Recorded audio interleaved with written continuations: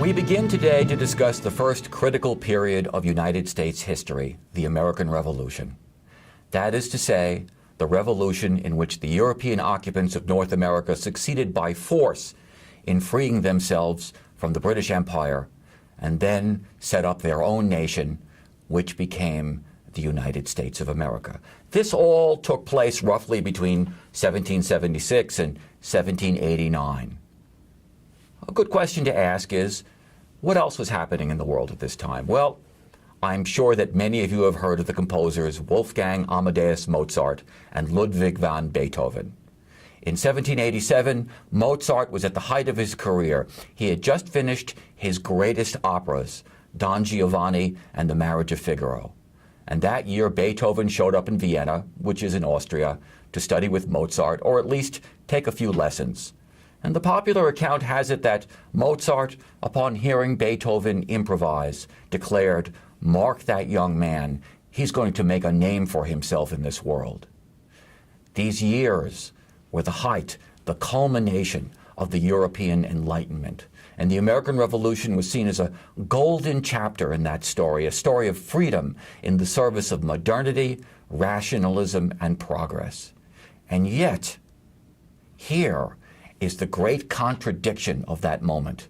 The American Revolution not only flourished during a time of expansive freedom, it flourished during a time of expansive slavery, in which millions and millions of people were captured and enslaved, most for the rest of their lives, assuming that they survived the trip to their new home, so to speak, to the Americas. And to illustrate this, we have the case of Olaudah Equiano, 11-year-old son of a West African village chief, kidnapped by slave traders in the 1750s and sent to Barbados, an island in the Caribbean. There, a British sea captain bought him and gave him a new name, Gustavus Vasa. And Vasa assisted the captain on his various trading ventures and managed to get some schooling in England and enlisted in the Royal Navy and even fought a battle in the French and Indian War. Don't worry about that. We'll talk about that soon. But he was still a slave, so he was sold again, and he was returned to the Caribbean. Somehow he managed to purchase his freedom. You could do that sometimes. And he went on to become a seaman, even participating in an expedition to the Arctic Circle. As exciting as some of you may find this story, Equiano went on to write a famous autobiography describing his treatment, which included the brutal abduction of he and his sister when they were children. "They stopped our mouths," Equiano wrote of his slave abductors.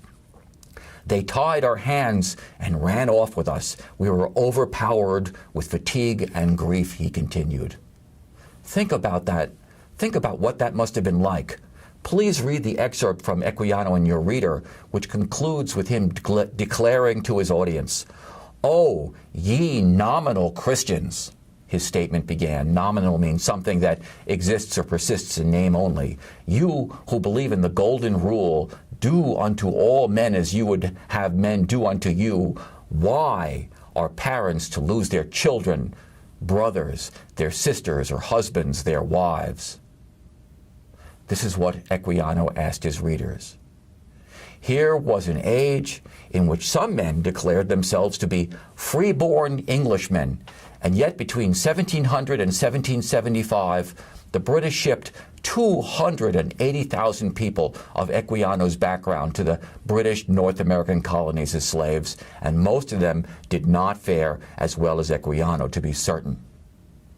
Part of this new English freedom became the freedom to own slaves. What's with that, as they say on YouTube sometimes. In the British Empire of the 18th century, the 1700s, free labor was rare and slave labor was common. Slaves worked on plantations in North America and the Caribbean, and they produced tobacco, sugar, rice, and coffee, and the more money their masters made, the more slaves they bought. These abducted people lived, or did not live, through the terrible Middle Passage, in which they were crammed into boats, forced to live in subdecks that were often only 18 inches tall, so that they literally could not move, and listen to the shrieks of their dying neighbors until they arrived in the New World. 1/4 of all the people who took the Middle Passage did not survive the ordeal. Most went to the Caribbean and Brazil, but those who came to North America became part of 3 different systems of slavery. First, the tobacco farms of the Chesapeake. What is this word Chesapeake, you're wondering perhaps? The Chesapeake area of Maryland and Virginia is characterized by a deep estuary. An estuary is a bay connecting into the ocean, often with inland rivers leading into it. And bays are great places to land ships, do fishing, and do lots of trade, and have farms nearby to connect to the trade. And the 150 or so rivers and streams associated with the bay, such as the Susquehanna River, provided fresh water for farming. It is called Chesapeake after an Algonquin Indian word, Chesapeake, and this means something like at a big river. 270,000 slaves lived in this region by 1770. Second, there were the huge rice farms of South Carolina and Georgia. Ironically, Africans first taught English settlers how to cultivate rice, which then became the economic foundation of South Carolina slavery.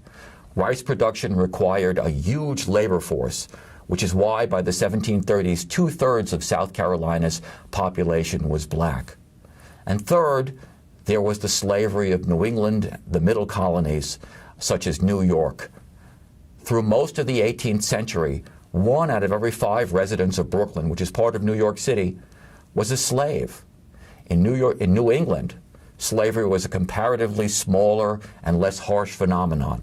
In 1770, slaves represented less than 3% of the population. Slaves also had rights. They could own property.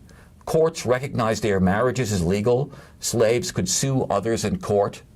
But it was in the Chesapeake area that slavery became the most developed as a harsh system of inequality, creating a deeply hierarchical society in which wealth became more and more concentrated in the hands of an elite white plantation class. Below them, whites with smaller holdings, and below them, landless whites, and below them, the African slaves. But while whites graded down into different hierarchies, the main distinction became about blacks and whites. Slavery in the New World gradually cast off the fluidity of slavery in the pre-modern era. The slavery of the days of antiquity and the Middle Ages, when slaves sometimes rose to high administrative positions. The Bible's book of Genesis, for example, tells the story of Joseph, who was taken as an Egyptian slave, but rose up, ascended to a high level of administrative position within the Egyptian government. That kind of slavery existed in ancient Rome and Greece, and at the height of the Ottoman Empire, centered in what is now Turkey and much of North Africa. That kind of slavery did not carry over into the New World. What carried over into the New World was a rigid caste system, increasingly based on skin color. The people who were brought here under that system were from many different places. They, 300,000 of them, around that by the end of the 18th century, would not, left to their own devices, have regarded themselves as the same people. Their masters often described them as coming from different discrete places. Notices of runaway slaves described them as from Gambia, which is now a country in West Africa, the northernmost part of West Africa, or from Bambara, which is an ethnic area that includes Mali, home to the great African city Timbuktu. Masters sometimes heard their slaves express their hope of being able to someday go back to those places. But gradually, slaves adapted to the New World. They accepted Christianity, or more accurately, they often adapted Christianity to their own local African religious beliefs and practices.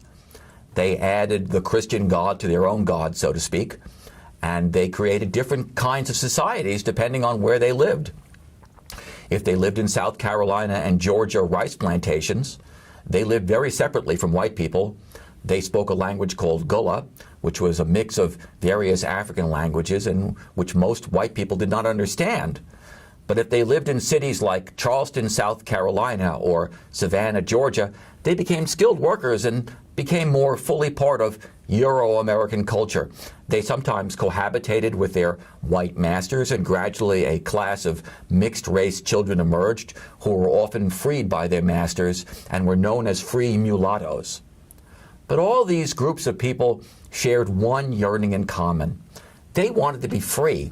They did not want to be slaves. As individuals, they constantly fled their enslavement.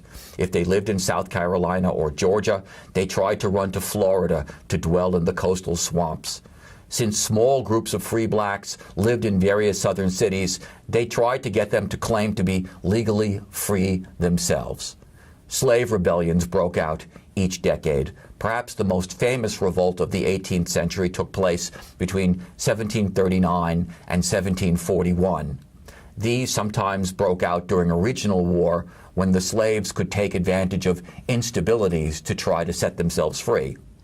A war in 1739 between England and Spain in the South Carolina, Florida area presented this kind of an opportunity. So a group of South Carolina slaves, some of them ex-soldiers in various African armies, seized a cache of weapons in the South Carolina town of Stono. They then marched by force southward, literally fighting and killing whites as they headed towards Florida, where the Spanish government promised them their freedom. This was known as the Stono Rebellion, and it cost the lives of 200 blacks and at least 24 whites. Many of the slaves were defeated, killed, recaptured, but some of them actually managed to reach Florida and became military allies of the Spanish government. Time and time again, when opportunities presented themselves, slaves rushed to win their freedom.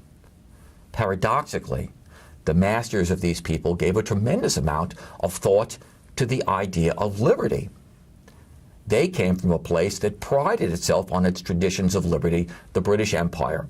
The British had gone through a civil war and then a political revolution in the 1690s that limited the power of its monarch and established the idea of a constitutional monarchy, a monarchy that operated under strict legal limits. This was called the Glorious Revolution, and it resulted in the British Constitution, which is a set of ideas and traditions, but is not specifically written down like our United States Constitution. Central to the British Constitution were the following ideas: the rule of law, laws, not people, should govern society; the right to representation in government; restraints on the arbitrary exercise of power; the right to appear before a judge in court and contest one's arrest by the authorities. This is known as habeas corpus. Habeas corpus literally means, it's from Latin, it means you have the body. Here you are, judge. Here is the arrested person for your evaluation.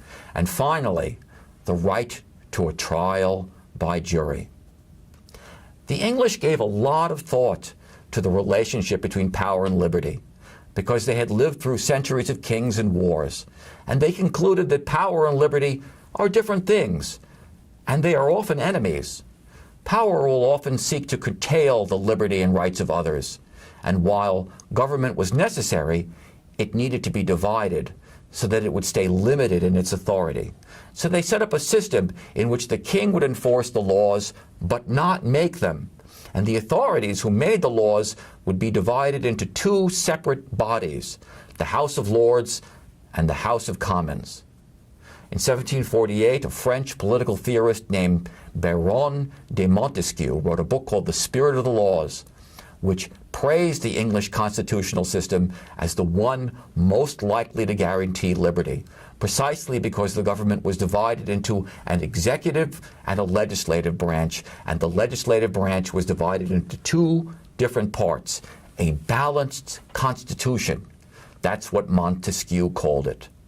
Now, in fact, we have seen that the English sense of freedom did not extend to many people, lots and lots of people who lived out their lives as slaves.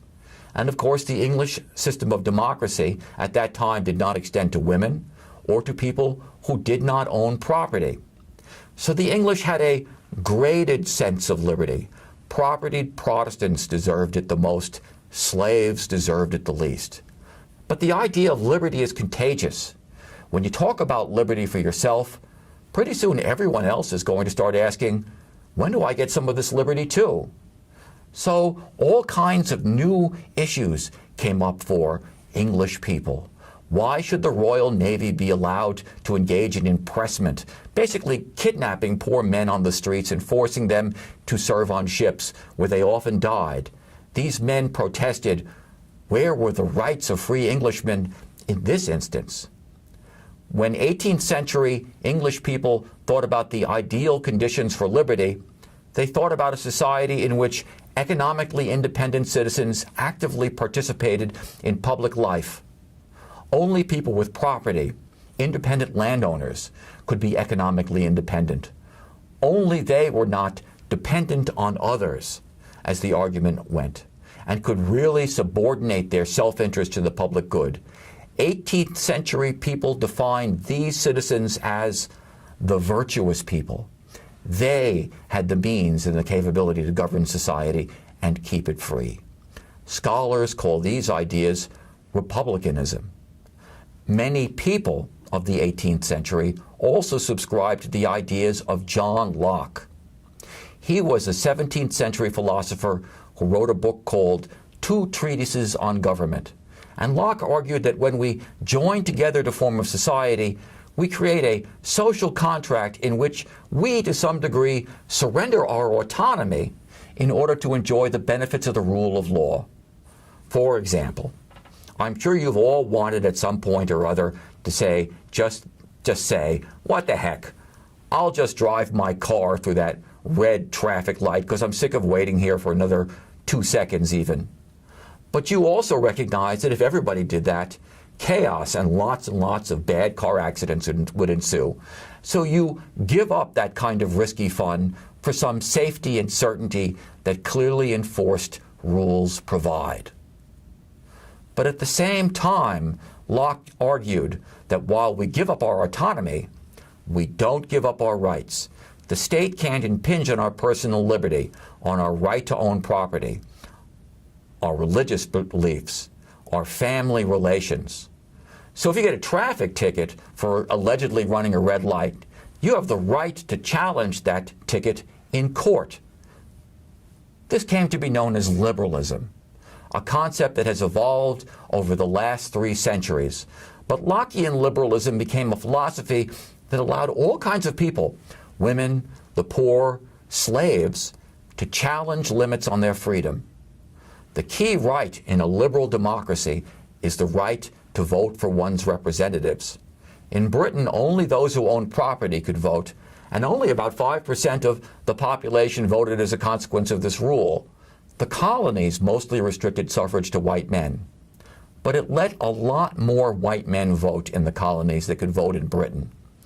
But beyond this, representative democracy in the colonies was pretty limited. Most colonial governors were not elected. They were appointed by the king, and there were very stringent property qualifications for holding office in assemblies. To sit on the assembly in South Carolina, you had to own at least 500 acres of land, and you had to own 10 slaves or property in a city worth of about £1,000. This meant that the rich usually governed these colonies, regardless of who voted. But gradually, these colonial governments, 13 of them by the American Revolution, all told, became increasingly independent of their master, the British Empire, whose homeland on the British Isles would for a time comprise England, Wales, Ireland, and Scotland, this being called the United Kingdom. Successive British governments in the 18th century focused most of their attention on events in Europe, particularly events involving their historic rival, France. So they did not pay a lot of attention to the North American colonies. This allowed the colonial governments to draw more power to themselves. In Pennsylvania, for example, the state assembly took a lot of government authority away from the appointed governor. It had a lot of control over finance and, most importantly, the state's army, also known as the militia. Swirling around all of this was a very dynamic social environment. These people had a world of communication that was just as important to them as our world of communication is to us now. Your textbook calls this the public sphere. It included vibrant political clubs. They were debate clubs where the leading writers, thinkers, entrepreneurs, and politicians would gather to debate the great questions of the day. By the mid-1750s, Benjamin Franklin's American Philosophical Society had a huge membership. Benjamin Franklin was a newspaper editor, scientist, and political activist who would become central to the American Revolution. These kind of societies were very formal, but around them were less formal places where people came to discuss politics. Taverns and coffee houses being the most important. Philadelphia had more drinking places than Paris. And many skilled artisans and even poor laborers thought that they were just as qualified to talk about the great issues of the day as the wealthy. One of the reasons that they felt entitled was because they could read. Literacy in the colonies was extremely high, so newspapers and bookstores spread across the region. Philadelphia had almost 80 bookshops in the 1770s, and the colonies had at least 25 regular newspapers. And once there were newspapers, people could say things critical of their governments. And once they could do that, they could get into lots of trouble. Back in those days, publishing something critical of the government was regarded as a very bad thing. Until 1695, nobody could publish anything in Britain without a government license. Libel laws, defamation laws were very strict. If you published something critical of the government, you could be prosecuted for defaming the government, even if what you wrote was factually true. People went to jail for publishing criticism of or satirizing public officials. Satire was a way of making fun of people. It still is. But in 1735, a newspaper editor won a court victory that represents one of the most important legal decisions of the 18th century. John Peter Zenger was a newspaper editor. Like a lot of newspaper editors, he started out as a printer. Zenger was born in Germany, and he emigrated to New York as a child, and he ran a newspaper called the Weekly Journal, which was financially backed by opponents of New York's governor, whose name really was, yes, William Cosby. I know, Bill Cosby, well, whatever. And Zenger lambasted Cosby in one of the editions of his paper. Lambast means to loudly criticize. And Zenger basically called Cosby a tyrant and a criminal, a crook. And New York responded by burning 4 editions of his newspaper and throwing him in jail. So Zenger went on trial, and the judge instructed the jury to restrict themselves to determining only whether Zenger had published the offending words.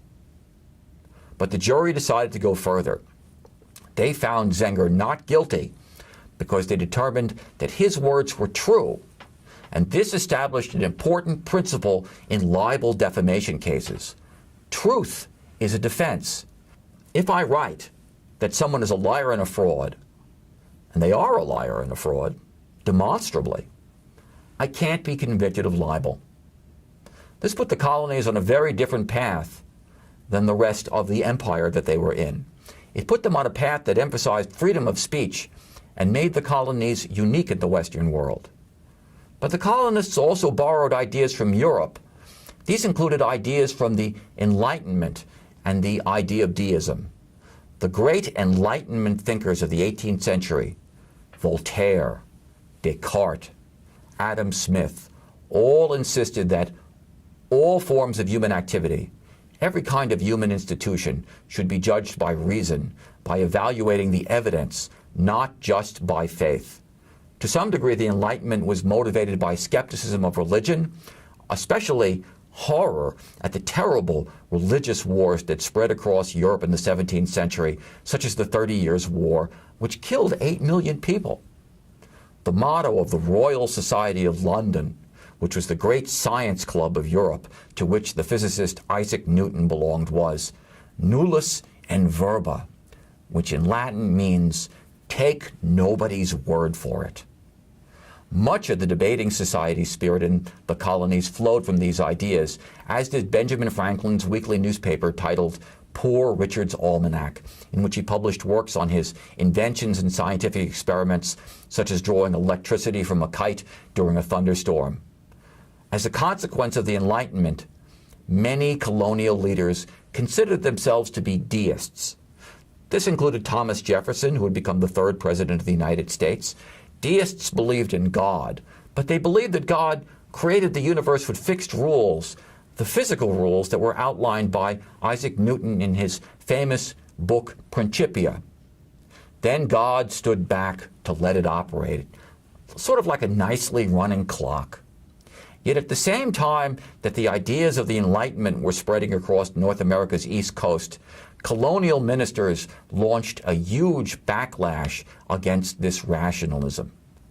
During the 1720s through the 1740s, Methodist ministers like George Whitefield and Jonathan Edwards pioneered the kind of furious, passionate sermon that we are used to today. Edwards warning his parishioners that the pain of hellfire awaited anyone who doubted the fundamental words of the Bible. And I'm going to read you my favorite section from one of Jonathan Edwards' famous sermons. We're going to put a little dark, scary music in the background here. The God that holds you over the pit of hell, much as one holds a spider or some loathsome insect over the fire, abhors you and is dreadfully provoked. His wrath towards you burns like fire. He looks upon you as worthy of nothing else but to be cast into the fire. He is of purer eyes than to bear to have you in his light. You are 10,000 times more abominable in his eyes than the most hateful, venomous serpent is in ours. You have offended him infinitely more than ever a stubborn rebel did his prince, and yet it is nothing but his hands that hold you from falling into the fire every moment. It is to be ascribed to nothing else that you did not go to hell the last night, that you were suffered to awake again in this world after you closed your eyes to sleep. And there is no other reason to be given why you have not dropped into hell since you arose in the morning, but that God's hand has held you up. There is no other reason to be given why you have not gone to hell since you have sat here in the house of God, provoking his pure eyes by your sinful, wicked manner of attending his solemn worship. Yea, there is nothing else that is to be given as a reason why you do not this very moment drop down into hell. Especially if you don't upload your first section paper on time. When you hear references to a hellfire and brimstone sermon, that all started with Jonathan Edwards and the Great Awakening. But what was interesting about these evangelical churches was that they had a kind of egalitarian quality to them. Egalitarianism, that means the belief that people should be treated as equals. They emphasized that all people were equal in the eyes of God and his Son and prophet Jesus Christ.